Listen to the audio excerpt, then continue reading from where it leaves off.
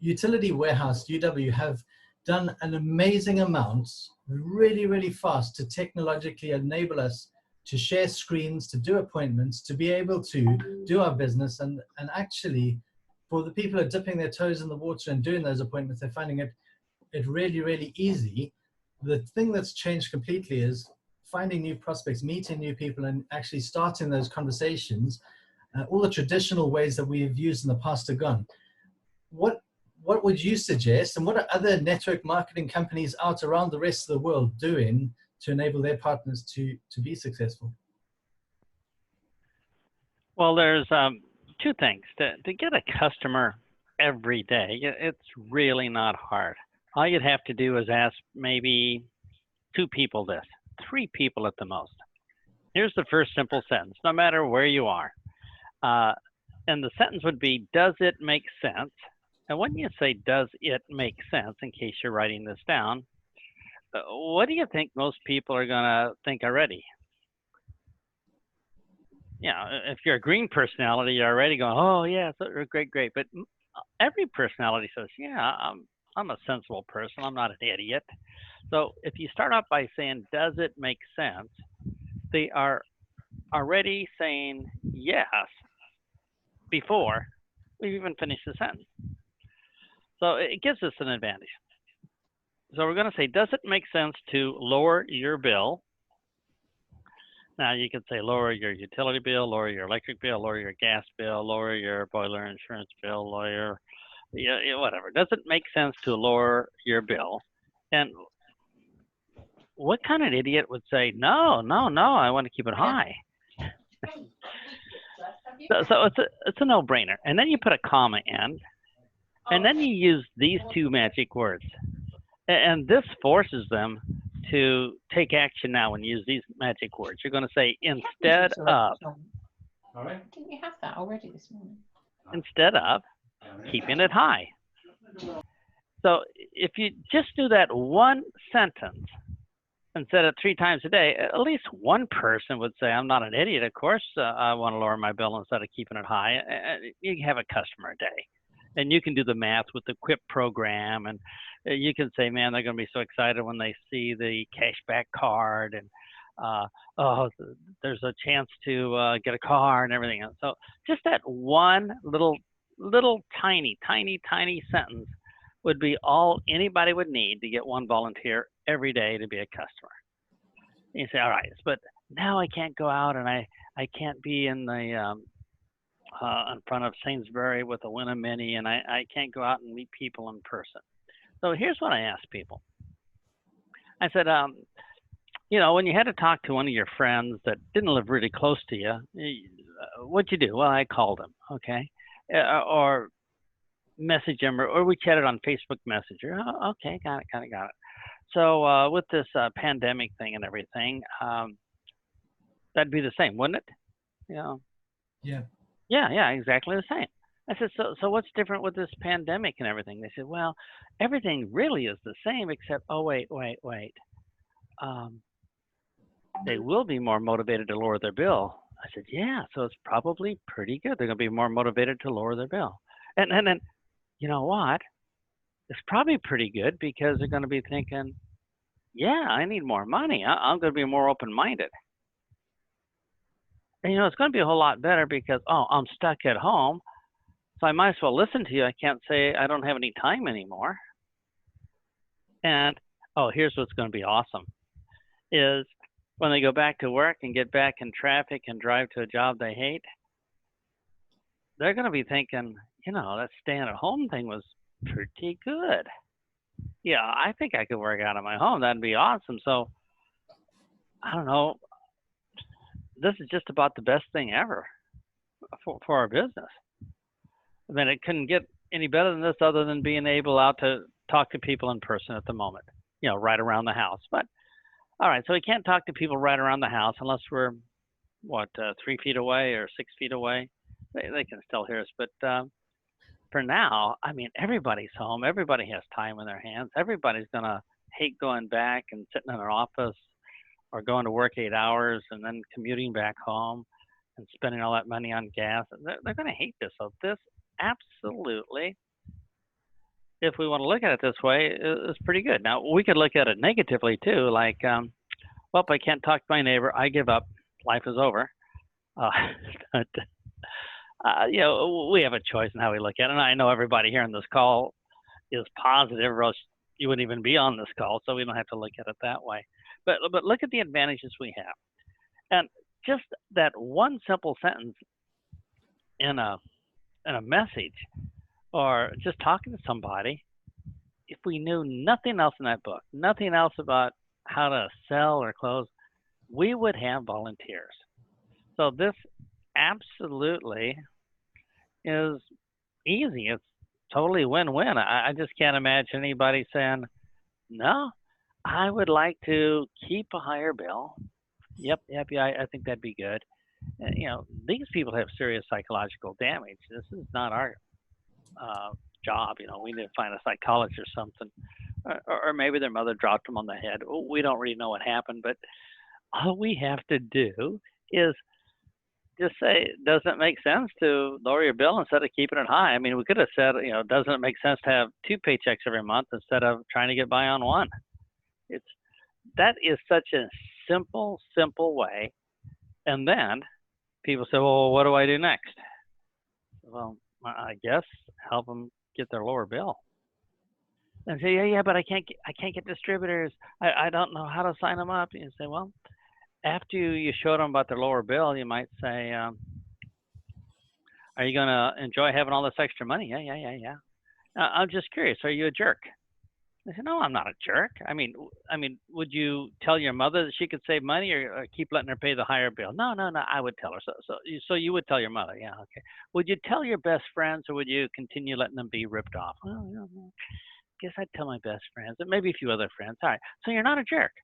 So all you have to do is enjoy your savings and don't be a jerk. Let other people know. And if you do that, the third step is the company will send you some money every month. Now you can send it back. It's okay. You can send it back. But the company's going to send you money because you let other people know. Get over it. So that's pretty much the business. The little mini presentations in back, 3 or 4 or 5 sentences. I mean, it is so simple now, especially the way Utility Warehouse has everything set up. They can do it virtually, online and stuff. It is an amazing opportunity. And think what would happen. 1 customer a day. You say, well, they may not all be, what do you call them? Super gold, all in platinum, free light bulb people. So, you know, that's 300 pounds. And you say, I can make 300 pounds every day, and maybe I'll have to ask 5 people, because, you know, some might just only take some of the services because they can't do math or something. But most of them are going to take it all. And I'd be making 300 pounds a day. And you got to look at that and think, I could do that in a couple hours in the morning. I mean, I could work all day and make a fortune in this business if I really felt motivated. But, you know, chances are I'll make 300 or 600 a day and then call it quits and watch TV. I don't know. But we do have the chance to really have a customer a day. So you can say 30 customers in 30 days. And if you want to take off Saturday and Sunday, get 3 customers on Friday. And you're probably thinking, geez, but, 30 customers in 30 days. If I did that, what would happen? You know, I would never have to go back to work, even if I'm starting from 0 right now. And this is without all the other cool things like the trips you guys can earn and go to Disney World and these cruises and, like I say, the cars, the cashback card, and none of these things are even mentioned in the book. So that by the time you add all those, it's such a no-brainer deal for people. All we have to do is say, does it make sense, I guess, to have conversations with people? So that's how I look at it from the outside. Does it make sense to lower your bills instead of keeping them high? I love that. That's brilliant. So it closes them and everything. There's nothing they can really say. Yeah, no. I'll definitely be implementing that myself today. Tom, I've got a few people who wanted to ask you some questions. Sure. Sean Moore, Hmm. can you unmute yourself and then say hello? Morning, Tom. It's great to see you on this call. Absolutely fabulous. Good morning. I've got a question following on from what you just said there, actually. With the current situation of self-isolation, we find ourselves calling people that we've had minimum contact with. For example, old winner mini slips, trade stand where we meet them, talk to them for a few minutes. Do you have any suggestions as to how to how the conversation might be turned from simply asking how they are coping with the situation and setting up a remote appointment? Yeah. As you see in the book, the first thing is rapport. So you started off really great saying, how are you coping? And then they say, well, okay, we have rapport. The next step is the icebreaker, which is we're going to have to bring this up in conversation somehow. And, we could bring it up where it's pretty edgy, where we have a chance for rejection, or we could bring it up where it's really safe. I'm going to go with the really safe one. How's that? Because I'm a coward. So I'd probably start off by saying, now that this coronavirus thing is going through, do you still get bills? Do you still get bills? Love that. So, I'm thinking there are possible answers here. That's probably going to be yes and no. If it's no, well, there's nothing we can help them with. That's fine. Just, wish them a good day and hope they stay safe. And they say they do get bills. Well, Stuart, what can we say next? Does it make sense to lower those bills? Would you like to keep them high? Yeah, this is a no-brainer. So we just have to pick a statement in transition to, kind of get into the icebreaker. Step number 2 that makes sense. It's not scary. Just ask them, with the virus stuff now, do you still get bills? And I bet they say yeah. Yeah. So it's going to be a pretty easy conversation there. So that's what I would start with. But you might think, I've talked to these people in front of the grocery store or something, and I have a different way, and that's fine. Just something that's not too edgy. I like safe. So yeah, great question. Jane Wood. Jane, you got a question? Yes, I have. Hello, Tom. Thank you for joining us today. Yes, so can you hear me? Yes, hear you fine. Oh, brilliant. Okay, then. So my question is, when you're talking to people about the business opportunity and they're looking for evidence that this is going to be a viable opportunity for them, and they ask you how you're doing when you're not yet in a position where the income's paying your bills, how do you respond without losing posture? Well, my theory when people ask us the question is answer it as clear as possible. The most frustrating thing in the world is when people try to, dance around circles or make stuff sound good. So if they say, Big Al, so this business looks okay, but how you doing? And I would probably say, well, I'm doing great. I figured out that this is a business for me. Now, I'm probably not going to make any serious money for 6 months. And they say, huh? I said, well, it's a business, like a restaurant thing. I'm not going to make any serious money for 6 months.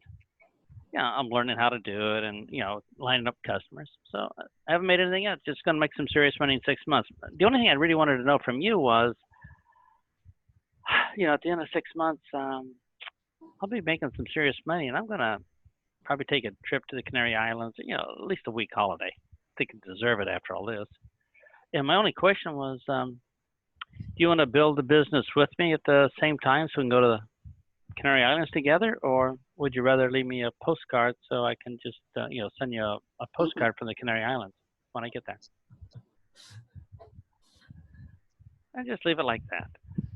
And they can decide if, anybody can look for reasons to do it or not. And if they don't want to do it, goodness, that only takes 15 seconds or a minute out of our life. It's not bad. And, we can be nice and still have a great friend. It's just not for them right now.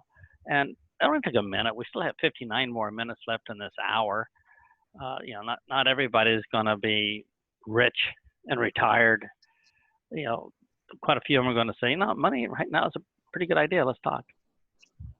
So when we make it an option, people don't, I don't know, they don't set up all this resistance and fear and skepticism and all that. They just say, hey, the only way I can benefit from the option you just gave me is if I use it. So let me look for ways to use it.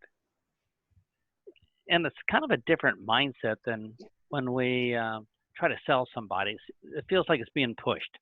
But here's we're saying your life can stay completely as it is, no problem, you know, it'll be okay. Or you can take this option to make it better. That's up to you. Done. Finish my job.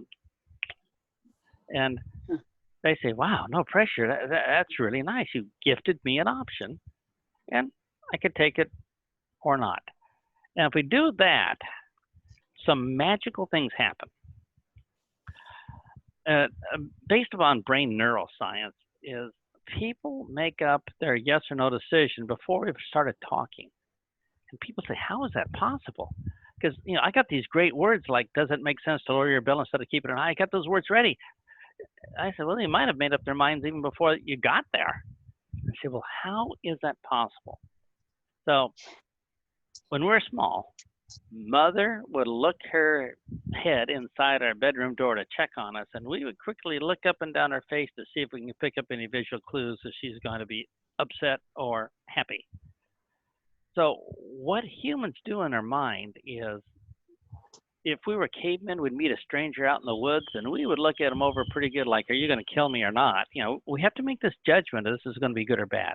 So when they see us, they make an instant visual judgment on our face.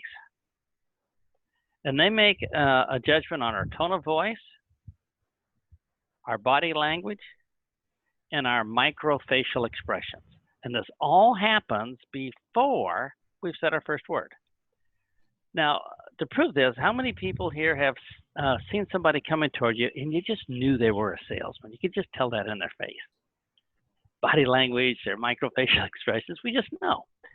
So people look at our face and try to read our intention. If it happens in about 1 second, the subconscious mind runs a whole bunch of checks, and it checks all these different things, you know, or what does this mean when the eyebrow's up here? What does wrinkle over here? Does tilt mean? It checks all these things. And it's too fast for our conscious mind to know. But what happens in 1 second is our subconscious mind sends a signal to our conscious mind saying this is their intention. So it reads our intention and makes a judgment before we even started. Now, our microfacial expressions, which we can't consciously control, and our tone of voice and our body language, we can control all three with just one simple little hack. All we have to do is change our intention. If we change our intention, it shows up all over our face, our tone of voice, and most of the skepticism we have goes away. So here's what we should say to ourselves 1 second before we talk to somebody. And that is, I just want to give you an option to lower your bill.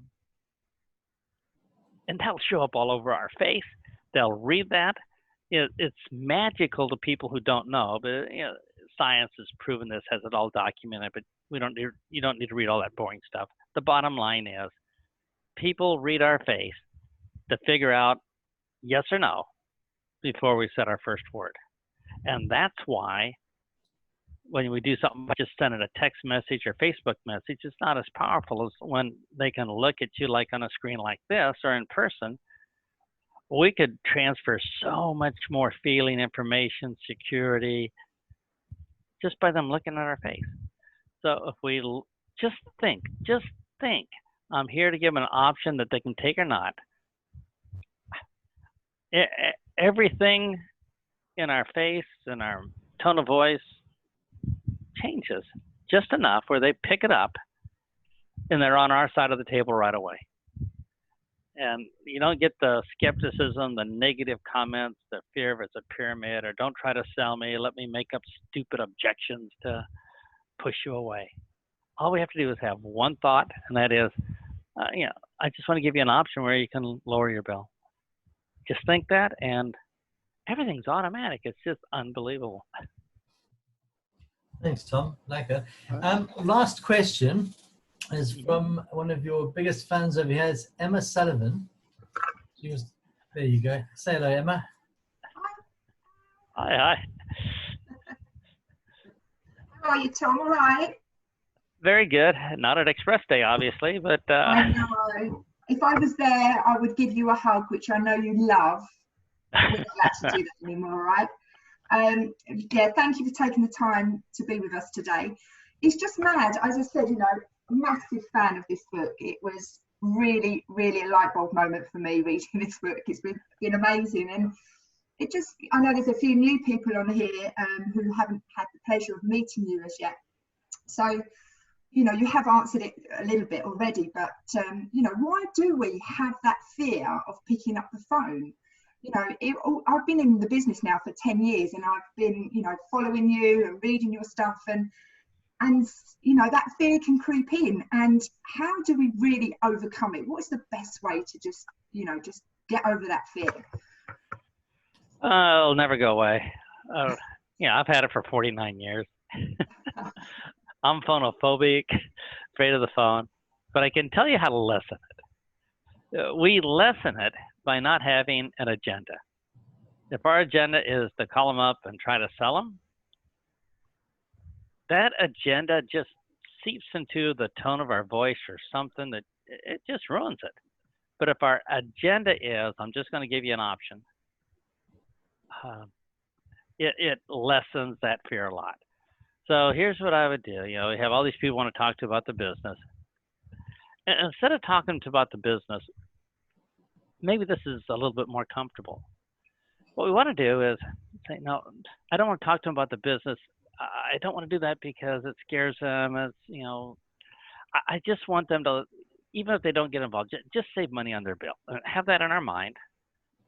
And if we sell the core idea that you're going to save money on your bill, if we sell that, they totally are 100% in, well, yeah, it does make sense to lower my bill instead of keeping it high. Then we can, at that moment, when everybody's comfortable, we can take to the next step and say, and by the way, are you a jerk? I mean, you would tell your mom, wouldn't you?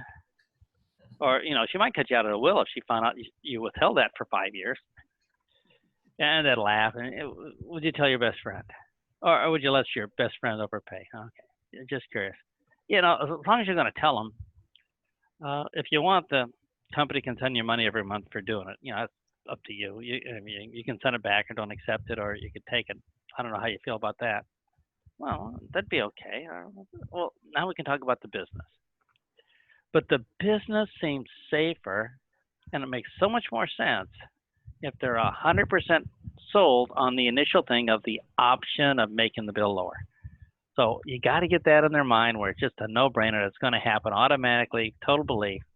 And then if things are going good, you could always upgrade and say, by the way, are you a jerk? And then the rest of the conversation is easy. But yeah, the fear of picking up and calling somebody is because we create an agenda in our mind. And our agenda is, I got to sell you. It's yes or no, live or die. And maybe our agenda might be, I just want to call you up because I'm lonely, or you might be lonely, or just want to check how you are. And I definitely want to let you know that you don't have to pay so much so you have more money for Sky TV extra channels or something. So if we start small and manage our agenda, that's the only way I've been able to overcome my fear so far. You know, I've been told just be brave, bite the bullet, eye of the tiger. You know, those all hurt. I'm a coward. So I just like to talk to people when it's pleasant. So if you're afraid of anybody else here, you know, afraid of picking up the phone and talking to people, that is just like, you're a human. That's like 100% normal. So don't feel bad about it. So instead of having the agenda which gives us this fear, maybe we can pick up a different agenda to call them. That's all. Perfect. Thank you. Thank you. Fabulous. So everybody going to be on the customer a day program here? It could happen. Yeah.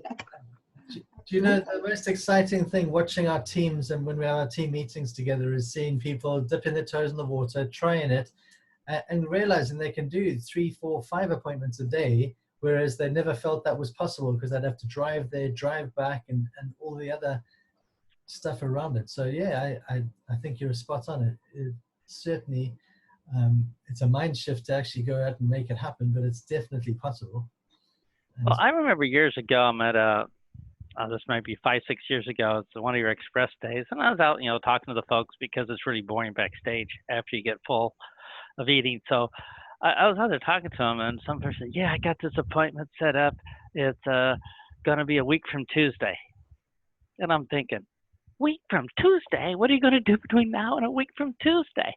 And then I had to slap myself and say, wait a minute. Maybe I know something they don't know. They don't know about all this stuff already, and I already know it, and that's just totally unfair. So I bit my tongue. I didn't tried not to appear too shocked. But when you hear somebody, and I got this appointment a week from Tuesday, I hope they don't cancel. I'm thinking, what are you going to do until Tuesday? I mean, just talk to somebody else in the meanwhile. But now it's just so easy. We have one sentence that does it all. Thank you so much. That is an amazing sentence. I'll definitely be sharing that and using that multiple times a day going forwards. So thanks very much for your time, Tom. I really, really appreciate that.